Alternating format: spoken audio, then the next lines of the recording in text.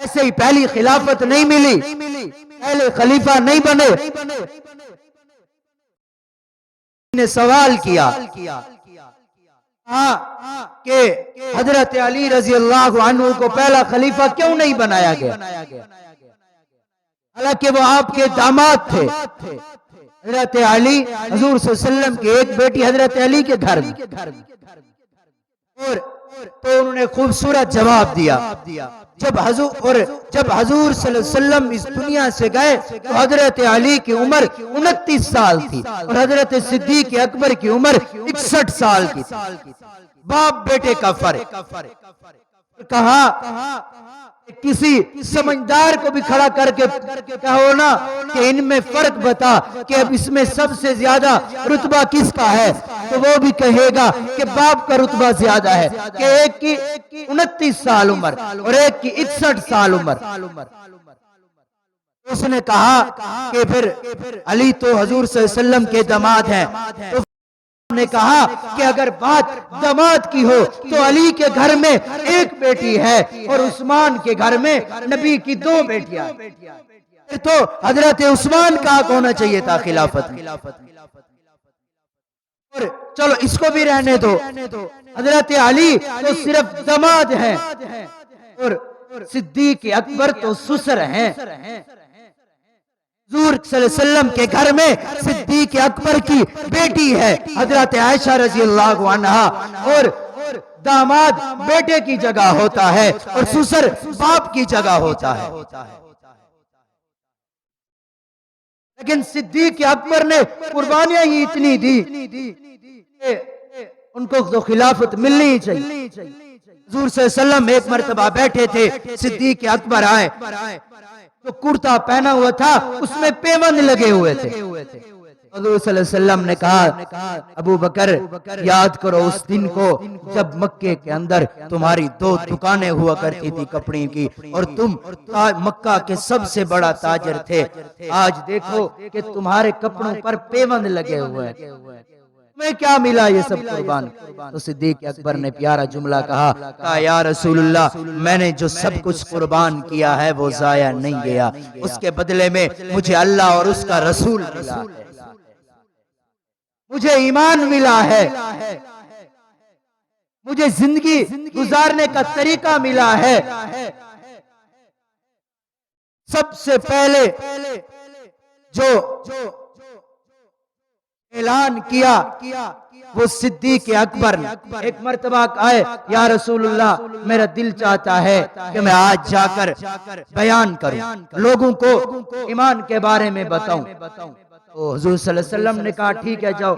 حضرت عائشہ رضی اللہ عنہا روایت کرتی ہے کہ جب میرے ابا نے دعوت دینی شروع کی تو لوگوں نے پتھر برسائے، مشرکین نے آ کر چہرے پر نیچے لٹا دیا اور صرف بڑوں نے نہیں مارا بچوں نے بھی مارا، چہرے پر پتھر پڑے، چہرے پر پاؤں پڑے، بے ہوش ہو گئے۔ تو لوگوں نے ان کو نکالا اور گھر لے گئے، اور جب ہوش آیا تو یہ اپنی طبیعت کی فکر نہیں کی، سب سے پہلے پوچھا اپنی ماں سے، کہا کہ بتاؤ حضور صلی اللہ علیہ وسلم کا کیا حال ہے، حضور صلی اللہ علیہ وسلم کیسے ہیں؟ تو ماں نے کہا بیٹا تجھے ابھی ہوش آیا ہے، کچھ کھا پی لے، کچھ سکون کر، اس کے بعد جا کر نبی کا حال پوچھنا۔ کہا نہیں مجھے فوراً نبی حضور صلی اللہ علیہ وسلم کے پاس لے چلو۔ تو جب حضور صلی اللہ علیہ وسلم کے پاس پہنچے، حضور صلی اللہ علیہ وسلم کو دیکھا، یا رسول اللہ اب مجھے سکون مل گیا۔ محبت تھی حضور صلی اللہ علیہ وسلم۔ جب ہجرت کا وقت آیا تو حضور صلی اللہ علیہ وسلم نے آ کر دروازے پر دستک دی، صدیق اکبر نے فوراً دروازہ کھول دیا۔ تو سوچنے کی بات ہے کہ جنگ کا ماحول بنا ہوا ہے، ہو سکتا ہے دروازے پر کوئی دشمن بھی ہو سکتا ہے۔ صدیق تو نے فوراً دروازہ کھول دیا۔ صدیق ایک پیارا جواب دیتے ہیں، کہتے ہیں کہ اگر میں حضور کی دستک کو نہیں پہچانوں گا تو پھر کس کی دستک کو پہچانوں گا؟ جب پہلے راستے میں جا رہے ہیں 3 کلومیٹر کا فاصلہ ہے جس غار میں گئے، تو کبھی حضور سے حضور اس طرح چل رہے ہیں اور کبھی صدیق اکبر آگے چلے جاتے، کبھی پیچھے، کبھی دائیں کبھی بائیں۔ تو حضور صلی اللہ علیہ وسلم نے جب یہ ماجرا دیکھا تو کہا ابو بکر یہ کیا کر رہے ہو؟ تو کہا یا رسول اللہ جب میں پیچھے ہوتا ہوں تو مجھے خیال آتا ہے کہ کوئی آگے سے نہ حملہ کر دے، اور جب میں آگے جاتا ہوں تو کوئی مجھے خیال آتا ہے کوئی پیچھے سے نہ کر دے، اس لیے میں آگے پیچھے دائیں بائیں چل رہا ہوں۔ تو حضور صلی اللہ علیہ وسلم کی آنکھوں میں آنسو آ گئے، اور جب غار تک پہنچے تو کیونکہ حضور صلی اللہ علیہ وسلم اس طرح چل رہے انگلیوں کے، تو حضور کے پاؤں زخمی ہو گئے، تو صدیق اکبر نے اپنے کندھوں پر حضور کو اٹھایا، ایک وہ کندھے کہ جس پر حسن و حسین بیٹھے، اور ایک وہ کندھے جس پر حضور صلی اللہ علیہ وسلم بیٹھے۔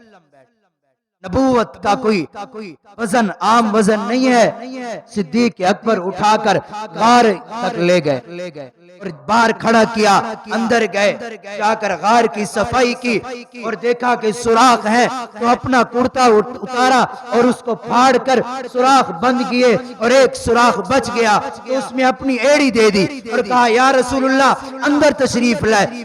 تو جب حضور صلی اللہ علیہ وسلم جانے لگے تو تھوڑی روشنی پڑی، تو حضور صلی اللہ علیہ وسلم نے دیکھا کہ امامہ بھی نہیں ہے، کرتا بھی نہیں ہے، تو کہا صدیق یہ کیا کیا؟ کہا یا رسول اللہ، اشارہ کیا کہ یہاں دیکھ۔ حضور صلی اللہ علیہ وسلم کی آنکھوں میں آنسو آئے اور کہا یا اللہ میں ابو بکر سے راضی ہوں، تو بھی اس سے راضی ہو۔ اور یہ لکھا ہے کہ جو سانپ آ کر ایڑی پر ڈنک مار رہا تھا، ویسے تو ڈنک اس کی فطرت ہے کہ ڈنک مارنا سانپ کی، لیکن مولانا طارق جمیل صاحب کی کتاب میں لکھا ہے کہ وہ اس لیے مار رہا تھا کہ مجھے بھی رستہ دے، میں بھی حضور کے دیدار کروں۔ ایسی تھی صدیق کی حضور سے محبت۔